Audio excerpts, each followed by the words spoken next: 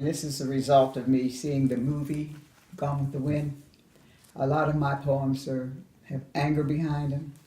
So this is Gone with the Wind, Thank God.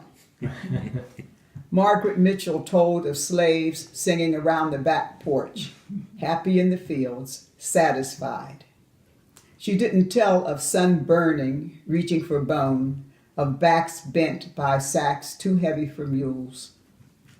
She didn't write of seeds breaking skin on fingers, grabbing unwanted white fluff. Do you believe a canary sings because it's happy? How could you not hear the other stories? How could you miss the ones larger than those you see? Stifled voices push out and burst as from a squeezed balloon. They shout their own stories. Old, never allowed to age gracefully. Children, never children. Young, torn from mothers, owned but not claimed by fathers. Scraps and cast-offs for make-do. Beds of stalks unwanted by corn. Backs crisscrossed like quilts stitched with blood by the whip. Females used inside and out. Souls slipped from Margaret's paradise to life, climbed jagged hills, pushed through clawing thickets, fled from dogs with 4 legs and 2. These others sang songs of their own. Steal away, wade in the waters. No more auction block for me. Before I'll be your slave, I'll be buried in my grave and go home to my Lord and be free. Can't you see? Don't you hear? Don't you know? The singing is to survive. The song is, we shall overcome. Do you consider that your signature poem? I didn't, but other people who've heard it considered my signature poem. Eileen and some of the others said, yeah, that's your signature poem. Yeah. Yeah, it's funny because I think sometimes the ones that other people consider our signature poems is not the ones that we would. Right. But I always considered that your signature poem. Yeah. I think it's what other people think that counts, actually, when it comes to that. Of course. right. Because they don't, your opinion of you doesn't matter. You're too biased. Now, you're saying how, a lot of your poems have an angry tinge to it, but you also do a lot of humor. I do the one that you like. Well, I'm leading up to that, so. You have your signature humor poem. Most of them do not have humor, and a couple of them are children's poems, which I didn't bring back. Can hippos dance? Can they twirl and prance and stand on their toes? But I didn't bring that one. But before you read the Will poem, just talk about humor for a minute. How valuable do you think humor is in poetry? I think it is. It eases tension. You have a lot of poetry is angry. A lot of poets are angry, and they figure justifiably so. So I don't know if there's a balance there, but I don't know if necessarily humor. But I think some strong emotion is needed. I once did a workshop at a college, and I was talking about poetry, and I asked the kids, how many of you write poetry? And I guess maybe about 12, 15 hands went up. I said, okay, now, how many write poetry and nobody knows you write poetry?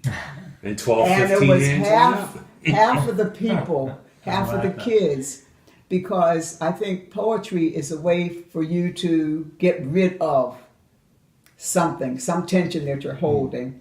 Even if you're writing just for yourself, and a lot of people are writing for themselves, they will hide a poem that nobody will ever see.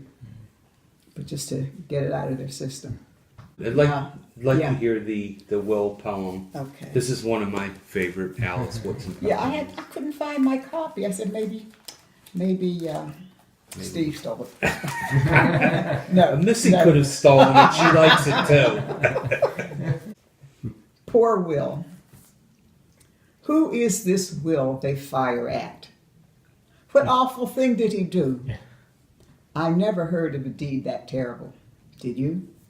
Was he a traitor, a turncoat, a doer of dastardly deeds?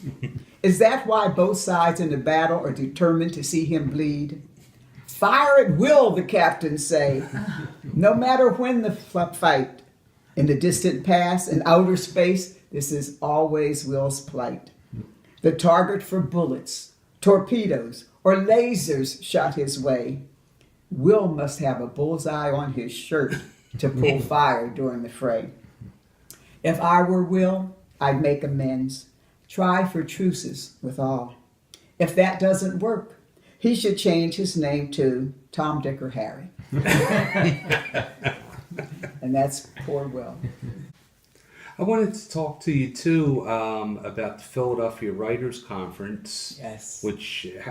How did you get involved in that, and how long have you been on the board for? Well, I think I attended about 10 years before I was invited to join the board. And I attended it for the writing workshops. I always attended writing workshops. Cheltenham Adult School had some, and I would attend wherever I could find a writing workshop to try to improve my writing. Now, I went to poetry workshops, but I also went through the prose, the fiction writing workshops too. And I was there. In fact, one of my poems won a prize, the Words on the Wall prize. But I was there at one of the conferences, and it was before my Snowbound with Love was published.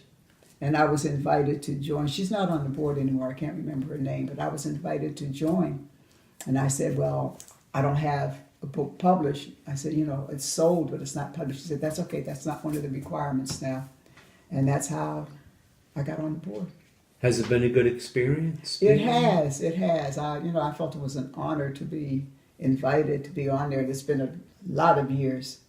Bill and Glo Delamar were in charge of it when I first went on.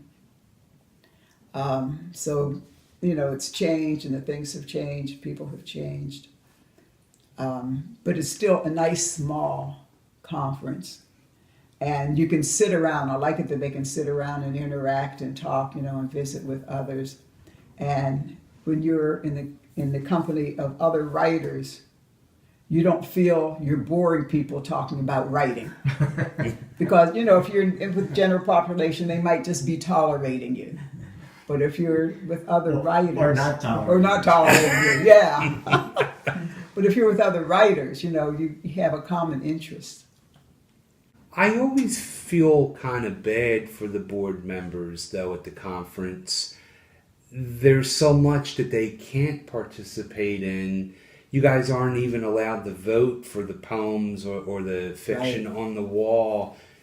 And we don't do workshops. Is that something you wish you could do? I'm not that particular about voting for the poems, because I guess they might think, it's weighted or might show partiality, while the attendees might not know each other, and they might be voting just on the merits of what they have read. But it just doesn't seem to be enough time to attend the workshops that I would like to attend.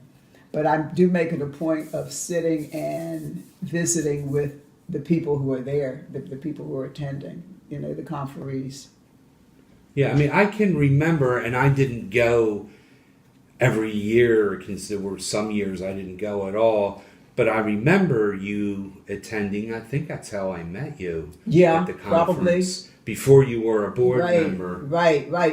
Because the same people seem to go every year, and you sit around. There are breaks between the workshops. So you sit around in that big room, and you can talk, get to know people.